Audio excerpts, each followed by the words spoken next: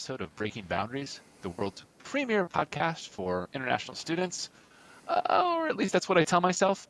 I am John Clark with the TOEFL program, and I'm honored today to be joined by John Castiglione at Penn State University. John, thank you for joining. Hi, John. How are you? Thanks for having me.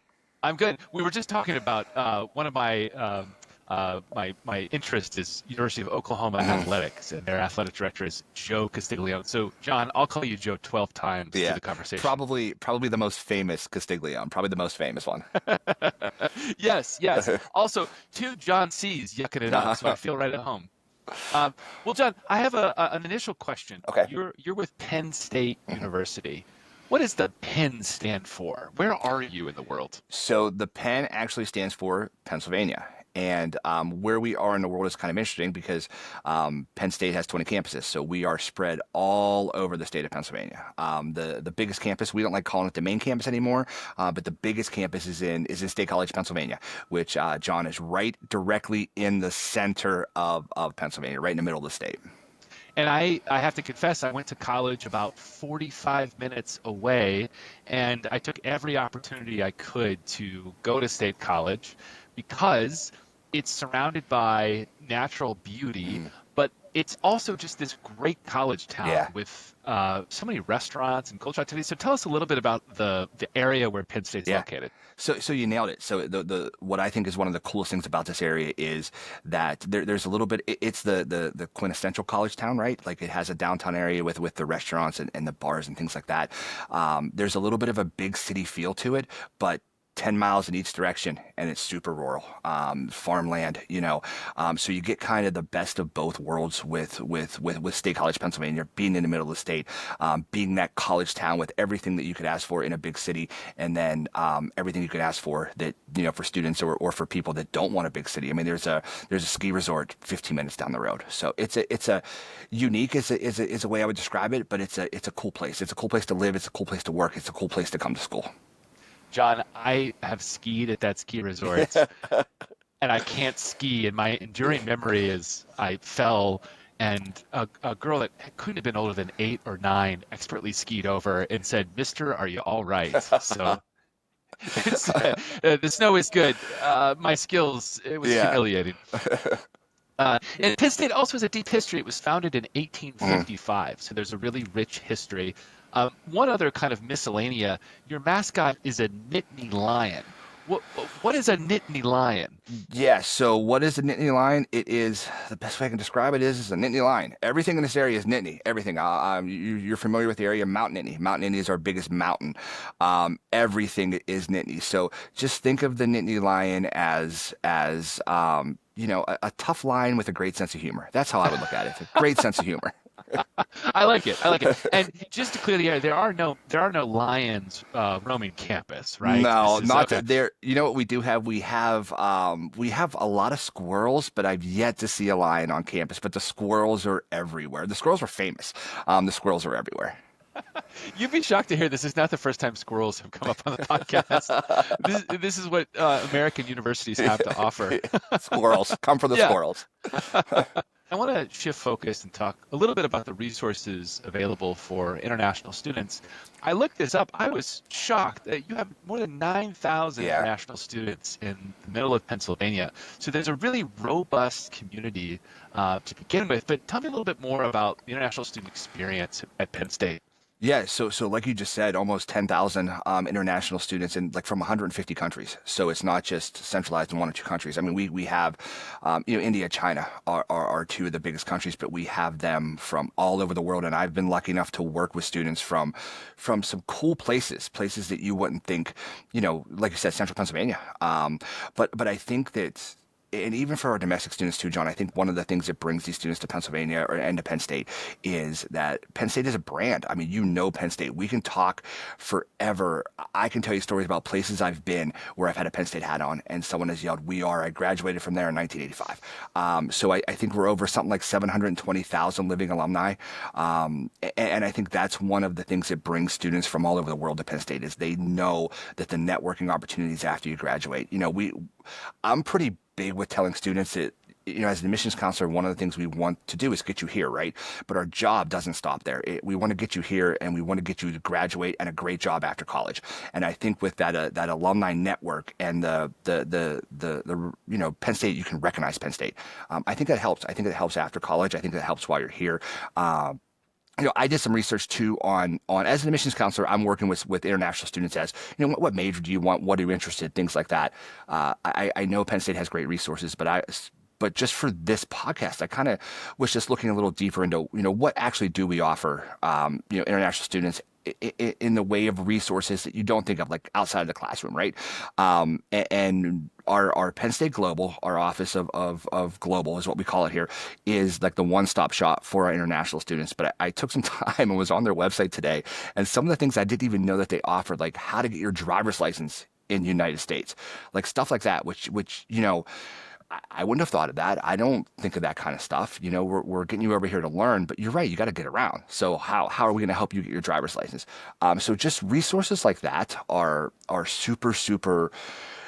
Might not think about them, but they're super important for the actual student when they are here on this campus. So just stuff like that we have to offer. I mentioned, and I'll shout out our Penn State Global probably a few times because it's like a one-stop shop type of spot for our international students with resources for your mental health, resources for your studies. If you need a tutor, things like that. The other cool thing is that, and we talk about this a lot, that this campus that I'm at right now, the University Park campus, we have like 1,200 clubs and organizations. So one of the things that I'm just doing a little bit of the research for this podcast, I was interested to see out of those clubs and organizations, how many are sort of, revolves around international students. If an international student came here and wanted to join a club, what options did they have? There's like 150. I didn't go through all of them, but I filtered, and there was like 150. So 150 different clubs and organizations just for international students on this campus. One of the things that because we're so large and this, this is a large campus, 47,000 undergraduate students. One of the things that we tell students is that you can make a big campus feel small, and that's important. Finding your group, finding your community, and those clubs and organizations help. Our Office of Global helps with those resources. So it's a pretty cool thing that our global organization does. It is. It's a top 30 research Yeah. university, so it's remarkable opportunities, but I like that you emphasize the social on-ramp. It's so vital, especially that first year. And with 150 options, there's probably clubs for someone who's interested in both frisbees and spaghetti. It's the Yeah. Frisbee Spaghetti Club. Those are my I mean, interests. there is. So there's a lettuce club where twice a year, and this is, John, I'm not making this up. This is a true story. There's a lettuce club where twice a year they get together and all they do is eat a head of lettuce. That's their club. They do it beginning of the semester and the end of the semester. That is their club. So yeah, there are some. I mean, there's some legit. There's some legit clubs, but there's also some silly ones. Like that. But that's a real club. That is a real club here. That's fantastic. And also, shifting back to geography, I always get fixated on geography, but you mentioned your alumni network. You've got almost 800,000 alums roaming the landscape. One thing that may surprise international students is, yes, surrounding the area, it is pretty rural. It is in the middle of Penn State. But as I recall, having lived in the area during my own college experience, if you drew a radius of roughly 3.5 hours around Penn State, you can quickly get to New York, Yep. Washington, D.C., Philadelphia, Pittsburgh, a lot of world-class cities that have a lot of Nittany Lion alums, which probably helps with networking, summer internships, and even postgraduate employment, I imagine. Yeah, and even, so like you said, Philly, Pittsburgh, New York City, DC, Baltimore, all within driving distance. But also, I mean, we have a campus in Harrisburg, which is the state capital of Pennsylvania. So there are even internship opportunities, connection opportunities there too. So I do think it gets lost a little bit because you hear State College, Pennsylvania, you hear Central Pennsylvania, and it's very rural. But you can take day trips to New York City. You know what I mean? Like it's 4 hours up the road. Philly's 3. And there's transportation options here. There are some train stations within about a half hour, 45 minutes away. So there's some train stations.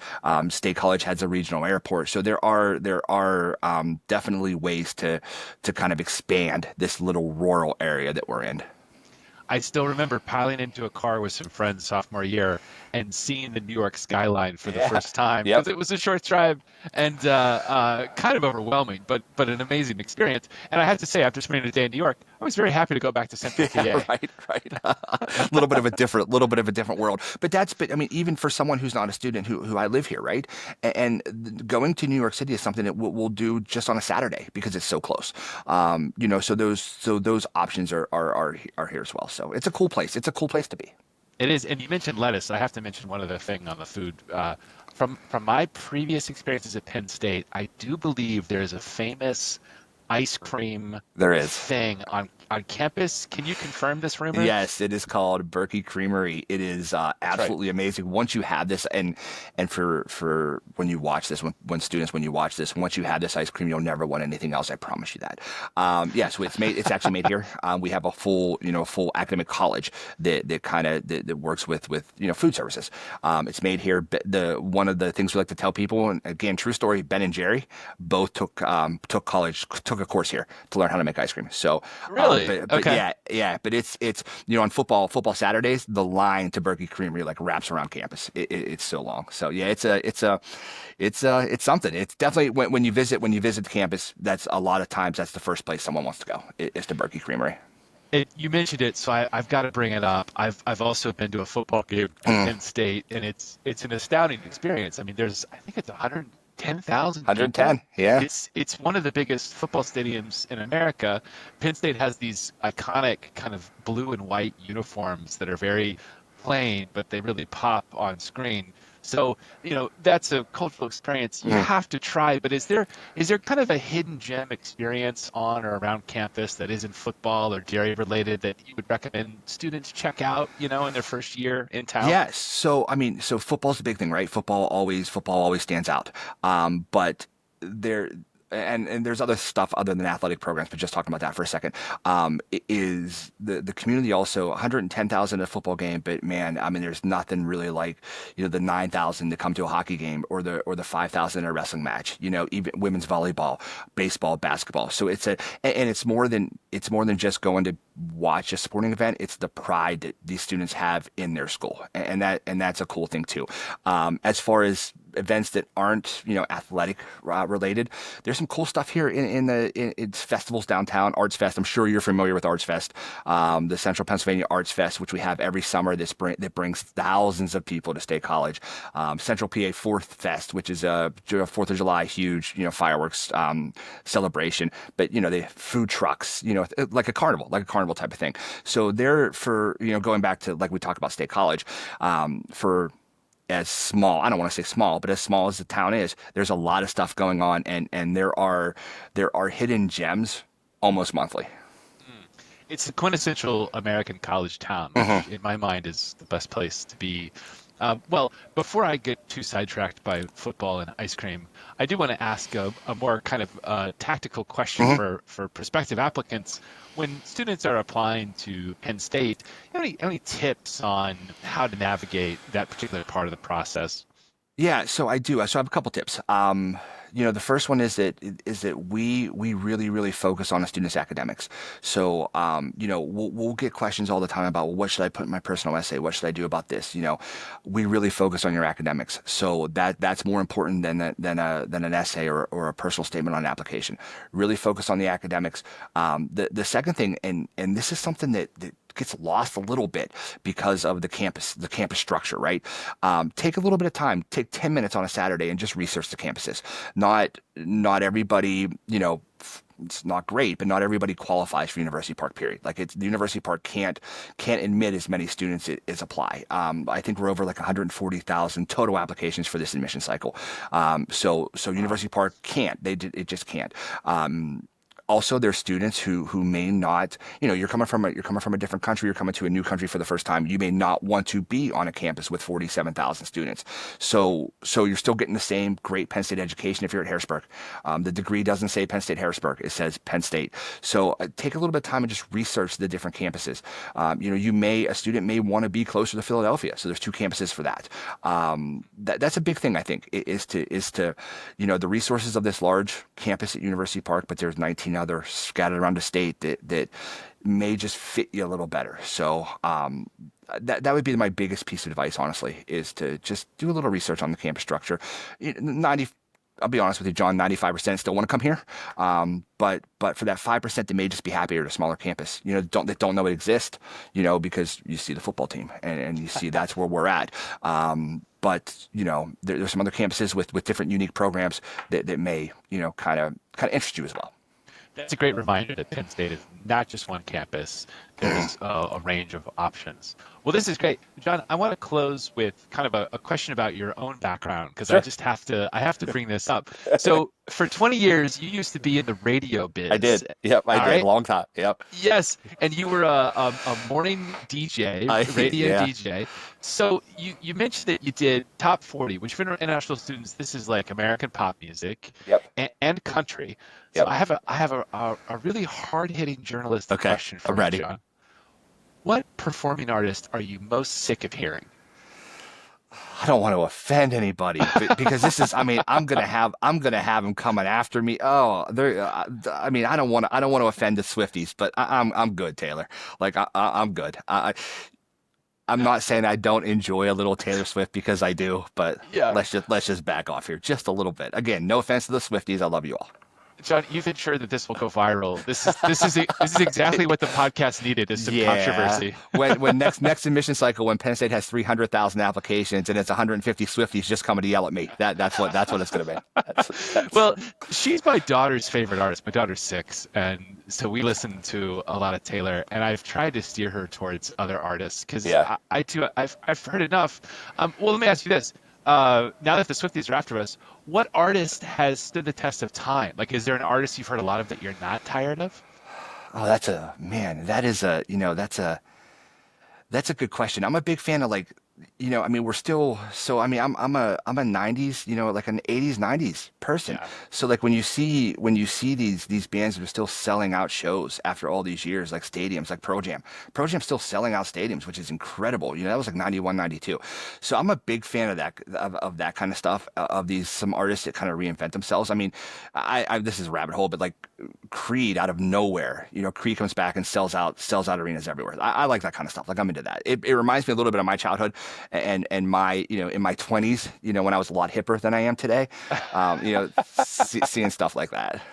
It's funny you say that, and this is, I don't know if a student from Nigeria will ever listen to this, but in Nigeria, there is this movement now, there's this wave of music that sounds a lot like indie rock in the 90s. Actually, almost closer to grunge, almost closer to that Okay. Pearl Jam sound. Yeah.